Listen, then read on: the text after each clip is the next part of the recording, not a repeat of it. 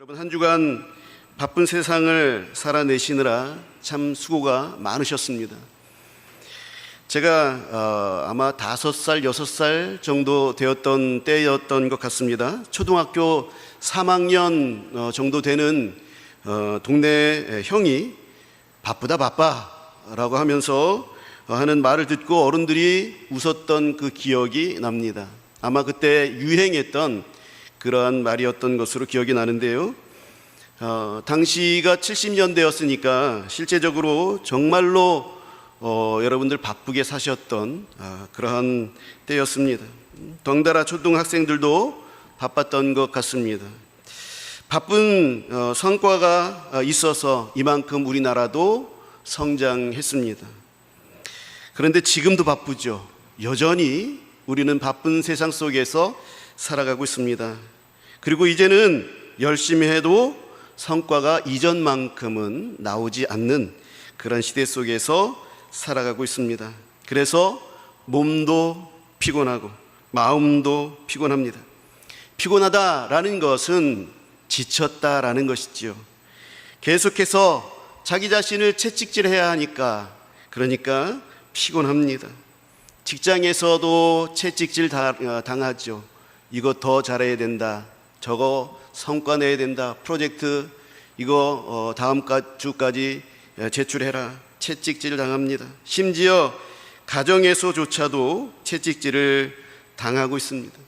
얼마나 피곤합니까? 지칩니까?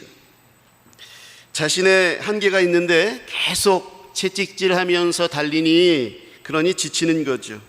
몸도 마음도 지치면 병이 생깁니다.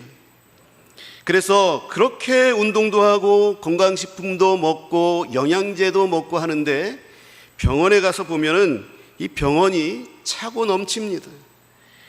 마음도 지쳐서 병이 납니다.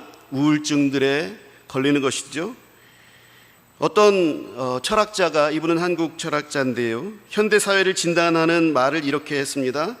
피로사회, 우울사회, 불안사회, 이런 것들이 책으로 나왔습니다. 책으로 나왔는데 베스트셀러예요. 그만큼 현대인들이 공감을 하고 있다는 것이죠.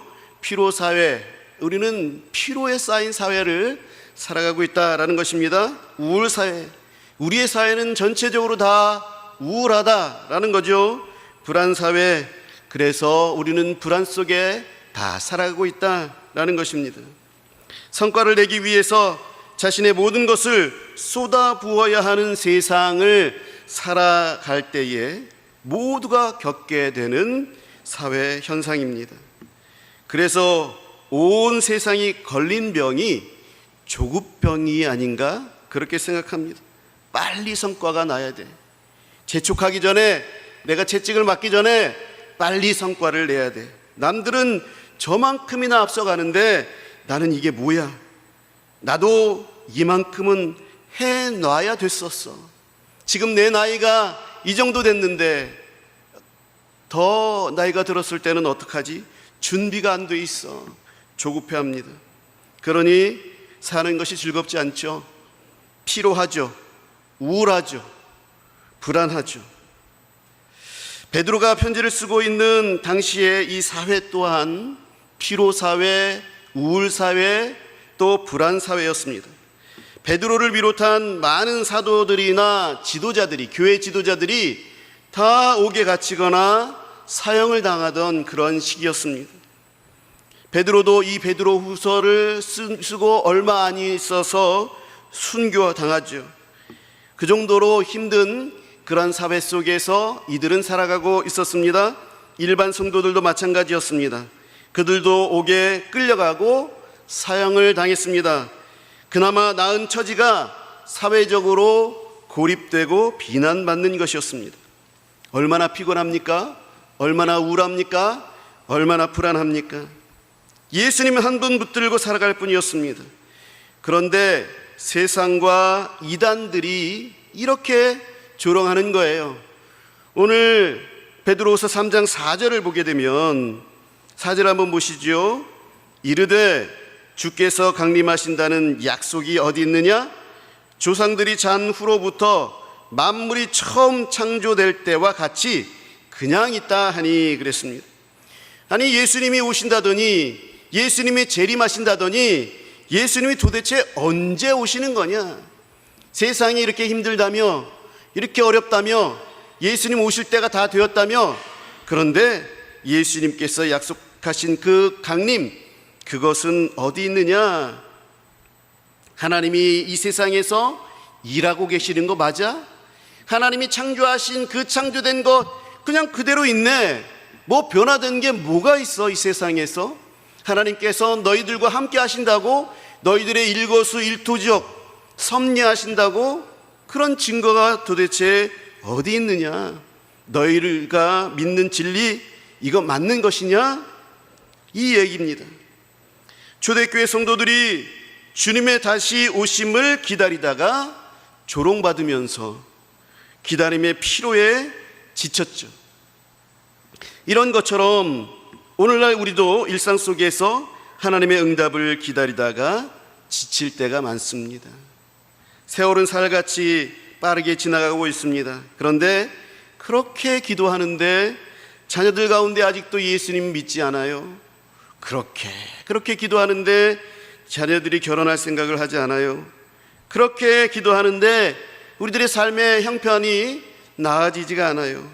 이렇게 쪼들리면서 살다가 이제 끝날 것 같은 마음이 드는 겁니다. 연세 드신 분들은 더더욱 그렇죠. 이제 남은 때가 얼마 남지 않았는데 라는 조급함이 있을 수 있습니다. 그런 우리에게 베드로는 8절을 통해서 말씀해 주고 있어요. 조급해하는, 왜 안 오시지? 왜 이런 일들이 일어나지 않지? 왜 기도하는데 아무 일도 일어나지 않지? 조급해하는 그 1세기의 제자들에게, 그리고 현대의 우리들에게 8절 말씀을 주고 있습니다. 사랑하는 자들아, 죽게는 하루가 1000년 같고 1000년이 하루 같다는 이 한 가지를 잊지 말라. 베드로 사도는 조급해하는 이들을 향해서 사랑하는 자들아 라고 따뜻하게 부르면서 말합니다. 사랑하는 자들아, 조급해하지 말아라. 조급해하는 그들이 바로 사랑받는 자들이에요. 하나님께서도 조급해하는 우리에게 사랑하는 자여 라고 따뜻하게 부르고 계십니다. 안달하고 있는 우리에게, 덜덜덜덜 떨면서 두려워하고 있는 우리에게, 피로로 지쳐있는 우리에게, 불안해하고 있는 우리에게, 우울해하고 있는 우리에게 다가오셔서 우리를 안으시면서 등을 두드려 주시면서 사랑하는 자여 괜찮아, 사랑하는 자여 괜찮아 말씀하고 계시는 거죠. 그 따뜻한 음성으로 말씀하고 계시는 것입니다. 죽게는 하루가 1000년 같고 1000년이 하루 같다. 하나님은 영원의 시간에 거하신다라는 말씀이죠. 하나님은 시간에 갇혀 계시지 않습니다. 그리고 시간에 조종당하지 않습니다. 그리고 하나님은 시간을 다스리실 수가 있는 거예요. 시간을 초월하시는 분이십니다. 그래서 이것을 카이로스의 시간이다 라고 부릅니다. 하나님의 시간은 카이로스의 시간입니다. 우리는 80세, 90세의 찰나의 시간을 살면서, 그래서 예수님이 탄생하신 후에 2000년이 지난 거를 계속해서 우리는 아득하다, 너무나도 길다 그렇게 여깁니다. 우리가 살아온 80세도 90세도 긴 세월인데 2000년 너무 긴 거 아니야? 2000년 동안 예수님 안 오신 거 너무 오래 안 오신 거 아니야? 아득하게 여깁니다. 너무 더디다고 여깁니다. 우리는 시간 속에서 살고 있기 때문에 그렇습니다. 시간 속에 갇혀 있기 때문에 그렇습니다. 그 너머를 알 수도 없고 미래로나 과거로나 우리는 갈 수가 없어요. 우리는 시간에 갇혀 있습니다. 시간의 지배를 받고 살아가고 있습니다. 이 시간을 크로노스의 시간이다 라고 그렇게 말합니다. 그런데 하나님의 시간, 이 카이로스는 오늘 말씀을 통해서 보면 하나님께는 2000년이 이틀 지난 것과 같다라고 그렇게 볼 수 있는 거죠. 하루가 천년 같고 천년이 하루 같다 하셨으니까 2000년은 하나님에게 있어서 이틀의 시간에 불과한 것과 같다, 그렇게도 우리가 볼 수가 있는 것이죠. 또 이틀을 2000년 같이 하나님께서는 사용하실 수 있다라는 그러한 말씀도 되는 것입니다. 이게 무슨 말이냐 하면, 우리에게는 긴 60년의 고된 세월, 우리는 60년이란 세월이 참 고된 세월인데 그 고된 세월 동안 참으로 고통당하면서 연단을 당했어요. 그런데 하나님은 이것을 한순간 연단한 것으로 보실 수 있다라는 것입니다. 또 반대로 봤을 때에 하나님은 우리의 단 하루, 단 한 시간의 삶을 통해서도 천년의 결실을 맺으실 수 있다라는 그러한 말씀이에요. 피로에서 벗어나는 유일한 길이 무엇입니까?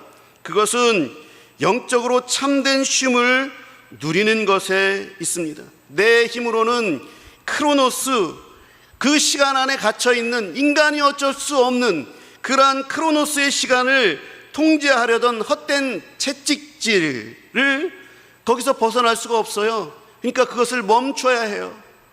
우리는 그 채찍질을, 헛된 채찍질을 멈추고 달려가던 그 경기장에서 잠시 내려와서 하나님의 주권에, 하나님의 시간에 내 삶을 맡기는 영적인 안식이 필요한 겁니다. 그래야 피로를 회복할 수 있고, 그래야 새 힘을 얻고 계속해서 달려갈 수가 있는 것입니다. 우리에게 있어서 필요한 삶을 멈춘다라는 것은 내가 하던 방식을 멈추고 하나님의 방식에 적응하는 시간을 가져야 한다라는 거예요. 왜냐하면 우리의 시간은 유한하고 통제가 안 되는 크로노스의 시간, 그 시간이 아니라 역사를 한눈에 다 꿰고 계시고 그 손으로 경영하시는 카이로스의 시간에 맞춰야 하기 때문에 그렇습니다.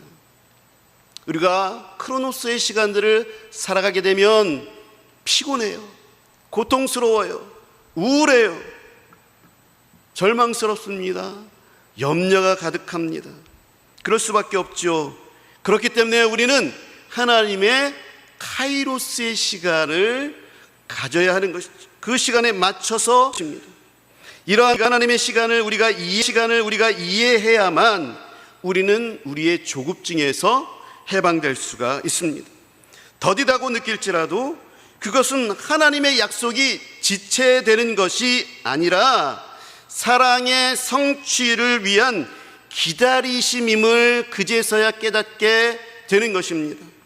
9절을 보게 되면 베드로가 이 카이로스의 하나님의 시간, 하루가 천년 같고 천년이 하루와 같은 그 하나님의 시간에 대해서 제대로 설명해 주고 있습니다.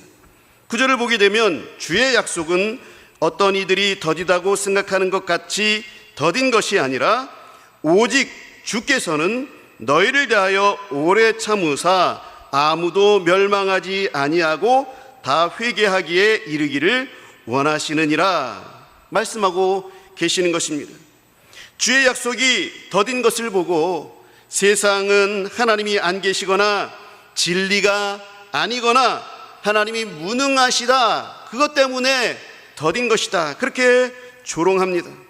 그러나 하나님께서는 하나님의 시간 속에서 우리 각 사람을 향한 하나님의 사랑을 완전히 이루실 때까지, 그때까지 그것을 기다리시면서 그 계획을 하시는 거예요.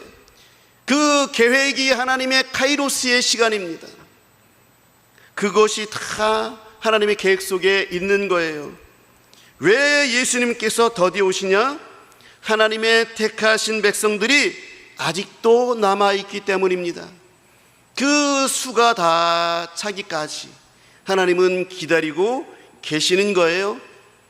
거대한 인류 구원의 역사에 오래 참으시는 하나님의 그 크신 사랑은 오늘 우리의 개인적인 삶의 자리에도 동일하게 역사하고 계십니다. 우리의 삶에서도 마찬가지죠.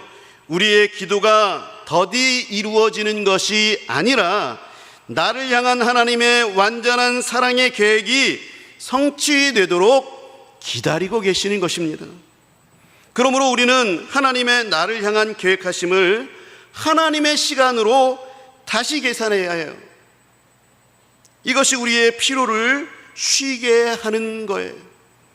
왜냐하면 우리는 꼭 우리의 시간에, 우리의 때에 이 문제가 해결되어야만 된다라고 그렇게 여깁니다. 그렇기 때문에 스스로를 채찍질하고 세상으로부터 채찍질 당하면서 그래서 피로해진 거예요. 제조업체를 운영하던 한 중견 크리스천 대표가 있습니다. 경기 침체와 거래처의 연쇄 도산으로 인해서 수십억 대의 당좌, 어음, 만기일이 닥치게 되었습니다. 금융권에서 오늘 오후 4시까지 입금하지 아니하면 그러면 부도 처리한다 라고 통보가 왔습니다.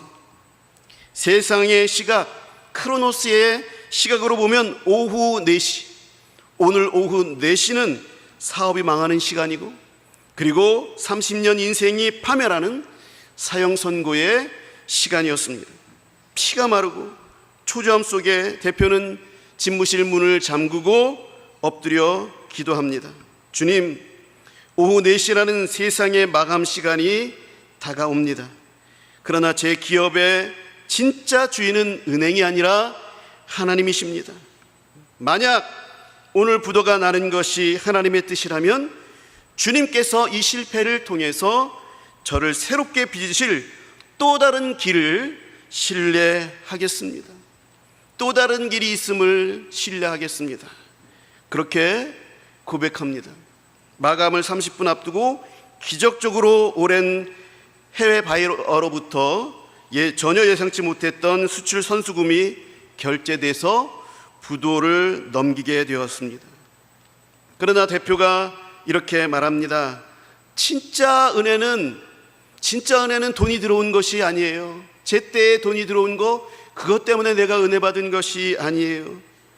4시라는 인간의 시간에 갇혀서 정말로 죽을 것 같은 그런 공포를 느꼈었는데, 하나님의 선하신 섭리를 내가 인정하고, 하나님, 내가 실패하더라도, 내가 부도를 맞더라도 하나님께서 선하신 나의 길을 예비해 주실 줄 믿어요, 그것을 신뢰해요 라고 하면서 하나님 앞에 인정하는 그 순간이 내가 평안을 얻게 된 거, 그게 은혜였어요. 세상 사람들은 부도 나면 끝이라면서 극단적인 절망에 빠집니다. 크로노스의 시간에 갇혀있기 때문에 그래요. 성도는 무너짐조차도 하나님의 손 안에 있음을 고백하면서 세상이 이해할 수 없는 담대함을 누립니다. 하나님의 카이로스 시간에 자기의 시간을 맞추고 있는 것이죠. 그래서 세상 사람들이 전혀 이해할 수 없는 담대함을 누리게 되는 겁니다. 어음이 돌아오는 시간에 돈이 마련되지 않아서 부도가 나면 내 인생은 끝이라는 것이 우리의 유한한 시간 속에서 우리를 채찍질하면서 그 피곤함 속에서 갖게 되어지는 절망감입니다. 그런데 세상 사람들이 희한하다라고 여기면서도 부러워하는 것, 그런 사고방식이 우리 크리스찬에게 있습니다. 여기서 생기게 되는 겁니다. 4시라는 인간의 시간에 갇혀서 죽을 것 같던 공포를 하나님이 이 실패를 통해서 새롭게 빚으실 또 다른 길을 신뢰하는 믿음으로 사는 것, 이것이 바로 그 시간을 하나님의 시간으로 맞출 때에 생겨지게 되어지는 것이죠. 부러워하는 사고방식입니다. 세상이 부러워하는 사고방식입니다. 사랑하는 성도 여러분, 우리의 인생의 후반기가 허무하게 지나가는 것처럼 그렇게 보인다 할지라도 하나님의 구원의 역사 속에서는 한치의 오차도 없이 치밀하게 진행되어 가고 있다는 사실을 믿고 의지하시기 바랍니다. 그래서 우리가 하나님 안에 있을 때에 평안한 거예요.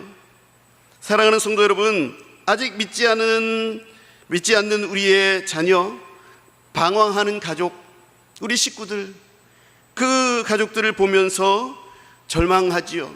그러나 절망에 빠지지 마시기 바랍니다. 우리 주님이 오시지 않고 세월을 연장하시는 그 오늘, 아직까지 주님이 오시지 않았습니다. 그 이유, 지금 오시지 않는 그 오늘, 이 오늘이 바로 그들을 위한 오늘이에요. 그들을 기다리시는 오늘입니다. 그 기회의 시간이고 하나님의 사랑의 깊이인 것입니다. 그것을 오늘 사도 베드로가 우리에게 가르쳐주고 있는 진리입니다.